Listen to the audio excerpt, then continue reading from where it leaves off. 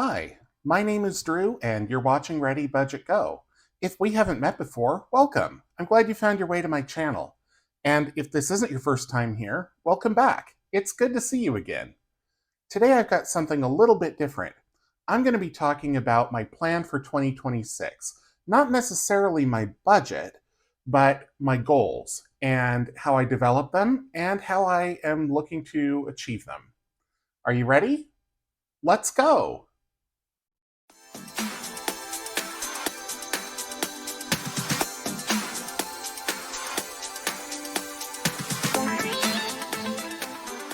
If you've been following my channel for a while, then you might be familiar with my goal list that I had for 2025. I had 4 goals for this year. First, emergency fund fully funded at $12,210, and I achieved that goal back in March. Second, the blip fund fully funded at $2,400, and I completed that in April. If you don't know what a blip fund is, blip stands for break lock if prompted, and I'll show you the tracker for it later. Basically, this is sort of a slush fund, not a slush fund necessarily, but something that will catch any unexpected expenses that gives you time to absorb them into your budget rather than trying to cash flow them all into one month. So, not necessarily an emergency, but just an unexpected expense. So, that's what that is. And then fully fund my Roth IRA or contribute the full $7,000, and I finished that in August. And then finally, the big move. And that is where I am planning on moving to another state at some point, hopefully in 2026. And in order to do that, I figure I need about $15,000 for moving expenses. That includes the movers, it includes flights, hotels, meals out while I don't have my kitchen handy. Handy. Well, all of my kitchen stuff is packed and things like that. I haven't finished this goal this year, and I'm not going to, but I'm pretty close. I'm over $9,000 of the way there, so I've got more than 60% of it, almost 2/3. And by the end of the year, I probably will have about 2/3 of it. So that's pretty good, considering I'm not planning on moving on January 1st. So I don't necessarily need to have all $15,000 right away once the year rolls over. So I took this as my inspiration and made some goals for 2026. So here they are. So first, ReadyBudgetGo seeded at $2,500. When you start a business, it helps to have seed money because otherwise you are living hand to mouth. Now, I have a full-time job that provides me income that I need. However, managing cash flow with my business has been really difficult, especially because Etsy puts a 3-week hold on money, and I haven't been able to get them to lift that. I don't know why it's still there, but I've been banging my head against that wall for months. So I need to fund the business, meaning I need to put $2,500 into a separate checking account so that the business has the capital that it needs to run. Well, I'm waiting for Etsy payments to catch up to sales. So that is the first thing that I'm going to do. And the way that I'm going to seed this is I'm going to rob the Blip Fund. Now, the Blip Fund currently has $2,000 in it. I had already taken 400 of it out to seed Ready Budget Go earlier in the year. But I'm going to put $2,000 from the Blip Fund, as well as some money that I just recently got as part of an inheritance. I am going to use that to seed Ready Budget Go. Okay, next goal is the emergency fund fully funded at $15,000. Now, if you remember from the 2025 goals, my emergency fund amount was $12,210, so it's gone up. And I did a new evaluation this year, and I'll show you that a little bit later, and I decided that I needed more money in my emergency fund to feel like it was enough. So I'll show you how that breaks down, and then I will show you the tracker for how I am looking to reach that amount. Okay, then again, we have the big move, fully funded at $15,000. So I'm not starting from zero. I'm not starting from zero here, here, or here, because I'm taking this money from somewhere else. This already has $12,000 in it. This has over $9,000 in it. So I don't have to climb the entire mountain, but I just have to finish what I started in 2025. Contribute the full $7,500 to my Roth IRA. So the contributions did go up, or the maximum contribution did go up from $7,000 in 2025 to $7,500 in 2026. And that's if you're under age 50. If you're age 50 or older, there's also an $1,100 catch-up contribution. So you could be making a full contribution of $8,600. But I'm just going to do the $7,500. And I am starting from zero on this goal, just as I do every year, because I try to make all of my Roth contributions before the year rolls over. If you can't, if contributing to a Roth IRA is important to you and you can't, you do have until the tax filing deadline to make contributions for the prior year. So, for example, this year, I think the IRS deadline is April 15th this year, but whatever it is, that is the date, that is the last day that you have to make contributions to the Roth IRA for 2025. So for these first 3.5 months of 2026, you can contribute to either your 2025 Roth IRA or your 2026 Roth IRA if your Roth IRA from 2025 isn't already fully funded. So mine is, so I will be contributing to 2026. And I really want to have that done by the end of the year because I don't want to be scrambling to make the full contribution for 2026 when we're already in 2027. Okay. And then all sinking funds fully funded by end of year. Oh, I'm sorry, I skipped over one. The BLIP fund, fully funded at $2,000. So I've reduced the amount to $2,000. I will be starting over. I mean, I'm going to leave $100 in the account just to make sure that the account is not at zero and the bank starts questioning whether it's really a savings account. But I am going to build that back up. So that will be another goal. And then all sinking funds fully funded by end of year. I didn't use sinking funds in 2025, and I had a specific reason for it. I was desperate to get my emergency fund fully funded. That was my sole priority. I knew it was going to take me a long time, and it ended up not taking me a long time. And then I didn't pivot. I thought, well, what I've been doing is working well enough, so I'm just going to keep on with that. And then as the year, and it worked well for the first half of the year, then the wheels started to come off the second half of the year. First half of the year, I was able to cash flow everything and it was working well. And if you've been following me for a while, then you've seen those budgets and how they worked. And, things were kind of steady as she goes. Then I got sick. I had life turn upside down in the middle of the year.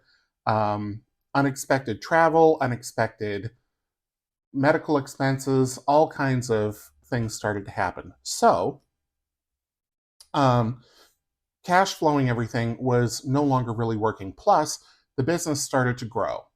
And once the business started to grow and I was having to bankroll all of the expenditures while waiting for the cash to come in, that was a squeeze on finances. Now, you didn't see a whole lot of that in my budget because I was trying to keep my business budget separate from my personal, but I kept having to use money from my personal budget to fund the business.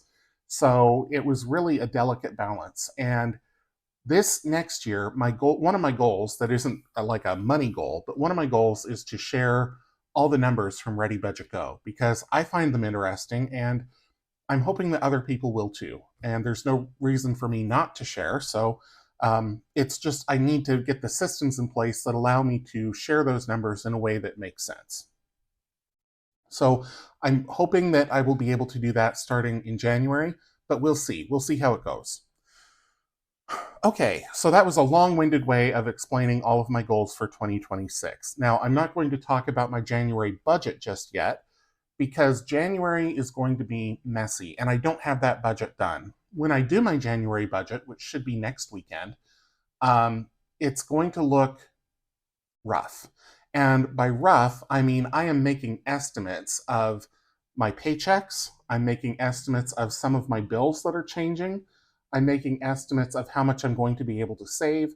So it's really going to be a guessing game. I'm also going to hit my insurance deductible, but I also have a lot of medical expenses in December, deliberately so, because once I've hit my deductible, I want the insurance company to pay as much as they can. So we'll see how January shakes out. But I'm excited for 2026, and I'm looking forward to seeing how things are going to be done differently and how I can apply what I learned in 2025 into the new year. Okay, so let's go over to the savings section, and I'll talk a bit about the emergency fund. So, as I mentioned, my goal for 2026 is to have a $15,000 emergency fund. Currently, I have 12,210. This came out to 12,209, but I rounded up a dollar. So, I did this worksheet again, this whole worksheet where it asks you to fill in all of the amounts for these various budget categories and total it, and then that is by how much, and then how many months you want to save and total it, and then that is what your emergency fund should be. I figure I need a 3-month emergency fund to feel secure. I do have money available in other areas. So if the poop really hits the fan, I'm not going to be destitute. I can sell investments. I can cash out my HSA.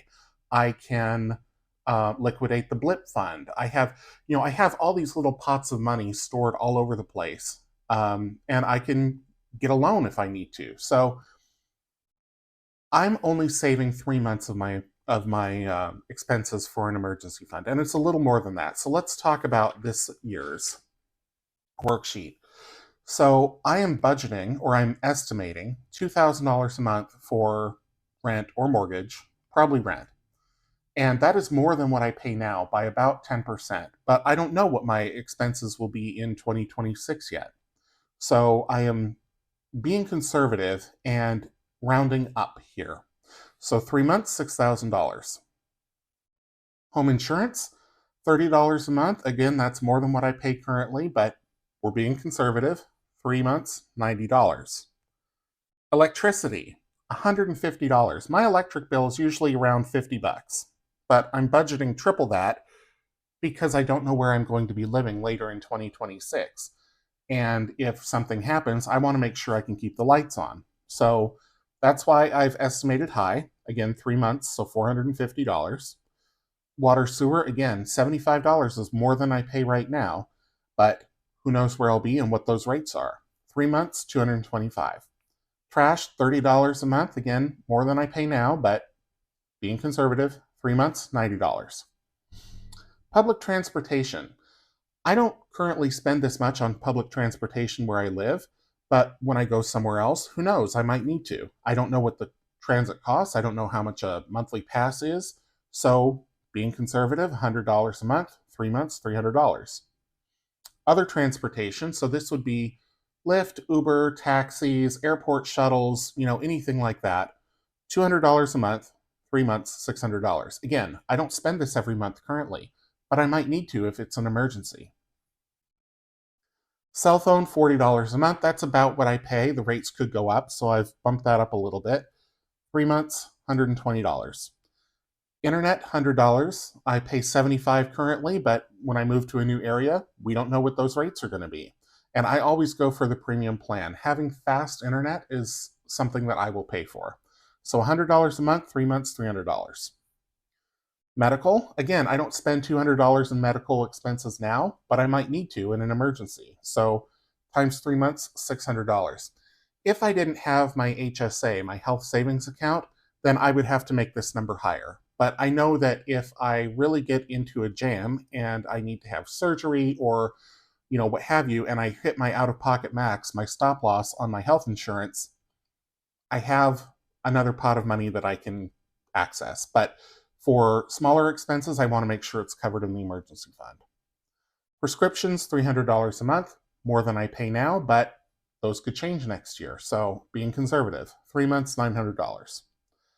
Food, $600. That's about the going rate here. I expect if I move to another state, food should be significantly less expensive. Where I live now, we import a lot of our food from other states and other countries, so the costs are very high. So $600 a month, 3 months, $1,800. Household expenses, about $100 a month for 3 months, $300. And then miscellaneous other. This is just anything that could come up that I don't have covered elsewhere in the sheet. So I just put in $2,000 as a one-time buffer. So that got me to $13,775, and I thought, I'm just going to round it up to $15,000 for two reasons. Number one is it's a nice even number, and I know that is the goal versus having to remember $13,775. And the other reason is that at $15,000, that gives me a good bridge, and this is last year's tracker. That gives me a good bridge to 15,000 because the increments are even. It's $310 per slot here. So I've printed out a new one of these. This was, again, the one that I did previously where I built it up from nothing. And, the first slot was $1,200. And every $1,200 after that, I filled in more of the tracker until I got it fully funded. So with this one, I'm already starting at 12,210. So I'm going to fill in, the bottom rung here. And then to get it up to 15,000 is $310 a step. So manageable. I should be able to do this in the space of a few months, depending on how much I'm able to save per month in January. So that's the emergency fund. And then this is the tracker that, delineates the actual deposits to it. Now let's talk about the blip fund. So this is last year's tracker and this is where the lock comes in, break lock if prompted, where I was saving $200 per segment, and there's 12 segments, so that was $2,400. This time around, I'm only doing $2,000, so that's about $167 per segment. And I'll be able to fill in one of these pretty quick because I'm starting with 100, so it's not that much to get one of these sections filled in. And again, I took this money to seed ReadyBudgetGo, to seed my business. And then again, a tracker showing the exact transaction. So that will tell me when I have enough to be able to fill in another section here on this tracker. Okay, so this savings tracker is just going to continue. This is the subscriber count. So if you haven't subscribed already, I'd love it if you would. I'm a little behind as of when I'm subscribing this, or when I'm filming this, because I crossed 740, so I need to fill that one in and save another $50. So every person who subscribes to my channel, I save $5, and that goes toward the big move. So by subscribing, you are helping me fulfill one of my dreams. So thank you to everyone who has, and if you haven't yet, I'd love it if you'd consider it. And then this savings tracker is for the books, so this will just continue on. So Monday is Ready Budget game night. Tuesday is the Batman binder and Celebration Savings, which is savings challenges and one of my savings challenge books. And then Wednesday is my money relaunch. So I don't know exactly what that will look like yet. I will put out another video later when I get my binders figured out, showing what all of my savings challenge binders will look like for next year, including what challenges are in them, what games, what days they're on, and all of that. But that is still a work in progress right now. There's one more challenge that I need to get printed out and get started on, or not get started on, but get ready to be able to start on January 1st. So working on that. And then we have the Roth IRA, or the Sloth IRA, because I do it slow. So this is this year's tracker for 2025, and I fully funded it. This is next year's, and this one actually is the one for if you have the larger contribution amount. If you're age 50 or older, that's $8,600. So this one is the one that I will be filling out, and that is for the $7,500 limit. So every time I save $100, I will mark off a sloth, probably the same way that I did on this year's with the $ stamp. And then I'm going to track it here with my progress. So once I get to $7,500, I stop, because that's all the IRS lets you contribute. So there were a few other things that I filled out just to sort of redo for the next year. One of them is this monthly subscription tracker. Now this is this year's, and I've canceled 3 of them. So to start clean next year, I just printed out a new one and filled in what I still subscribe to every month, which is only iCloud and YouTube Premium. Everything else is annual, or I've canceled it. I don't do a whole lot. And then we've got the yearly subscriptions. So this includes, we can go down the list. So we've got Amazon Prime, we've got credit card annual fees. It's got some business expenses. There's Canva, there's my website and email. I don't actually have a website, but I own the domain. Instacart, Nebula, which I've canceled, another credit card annual fee, and then Costco. So I did this again, printed out a new sheet, and filled that in here. Now this annual fee that comes due in March, I'm going to cancel. And I'm going to replace that with a different card that has a much lower annual fee. This annual fee was $550 this year. Next year it's going up to $895, and I'm not paying that. The benefits aren't worth it to me. I've talked about credit cards on this channel in the past and how, there are cards out there that have annual fees associated with them that do give you good value. And this will be one of them. The annual fee is only $95, but I should be able to wring at least triple that in value out of the card. So it's worth having. And that is money that I would spend anyway. Some of them, though, are not. So like I say, that's why this one has to go away. I will miss some of the benefits that it provides, but it's not worth paying almost $900 a year for. And then everything else here is what I'm keeping or planning on keeping. So that's that one.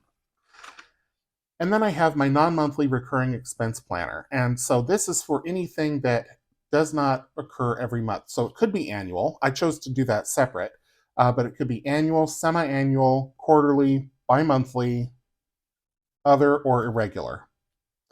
So this year I had prescriptions, haircuts, and Orca. Prescriptions I get the first month of every quarter, so that's January, April, July, and October. Haircut, I get in even numbered months, so that would be February, April, June, etc. And then Orca is the transit card here, and I fill mine up when it needs it. I used to do it every single month, but since I don't have to commute 3 days a week anymore, it's become more infrequent. So it's a regular, and I just put $50 on it whenever it needs it. And it's pretty much the same this year. So that is what I adjusted. I did adjust the amount for prescriptions up to $300 because my insurance is changing. Some of my prescriptions are changing. So we'll see. I think that's generous, but that is what I'm going to plan on, at least for the first go round, and we'll see how it goes. Okay, so that is it for the sheets that I have filled out new for this year. There are some other worksheets that I did before I did my budget for the first time, and I'll just go through those real quick because I don't show them very often. So this worksheet is the annual budget forecast, and this has all the different categories broken out in far more detail than on the emergency fund tracker, because the emergency, or not tracker, but the emergency fund planner. Because planning for an emergency fund, right, it's only the bare necessities. So this has everything that it's not even the bare necessities. So everything beyond that. So for example, with housing, home improvements, that would not be something that goes into an emergency fund, but it would be something that you would plan for just in your regular budget. And so there's these categories here. There's your income section. Then there's kids, housing, utilities, pets. And I don't have kids or pets, so those were easy zeros for me. Food, health, household memberships, personal care, transportation, technology, miscellaneous, savings, entertainment, gifts, debt repayment. And then you total everything up here and you see if your income matches your expenses. These worksheets are available for sure on Ko-fi. They may also be available on Etsy. So I've got both linked down below if you are interested in getting either of these for yourself, and all of my worksheets. The plurality of them are available on Ko-fi, but only a couple are available on Etsy anymore, just because the fees are so high. And then we also have the spending analysis. So this is something that I was talking about in one of my videos on my money relaunch, talking about Strive, where I went through and did 3 months worth of, well, actually I did 6, but I only kept the first 3 here. 6 months of expense tracking, or not tracking, but just going back and looking and seeing what I had spent over the past 6 months. And then I highlighted the ones that were discretionary, and look at how many discretionary expenses there were here. That's a lot, right? So this helped me with formulating my budget on a monthly basis, and it was one of the first things that I did after I got out of debt the second time. And I talk about that in more detail in my money relaunch. So check out that playlist if you haven't already. So that was month 1. Month 2, much the same, a lot of discretionary spending here. And then same with month 3. So lots of unnecessary spending, and I've cut that back by a lot. I'm still not perfect, and I never will be, but I just get a little better every time. And I'm hoping that 2026 is, 2025 was a good budget year. I'm hoping for 2026 to be even better. So I'm being optimistic, and I look forward to sharing that with all of you. So if you'd like to follow me on what happens in 2026, again, be sure you subscribe. I'll save $5 if you do. Thank you so much for watching today and for listening. I appreciate all the time you spend with me. If you enjoyed the video, please leave me a thumbs up. Drop me a comment down below. And until I see you in the next one, which will be Monday for Ready Budget Game, take care.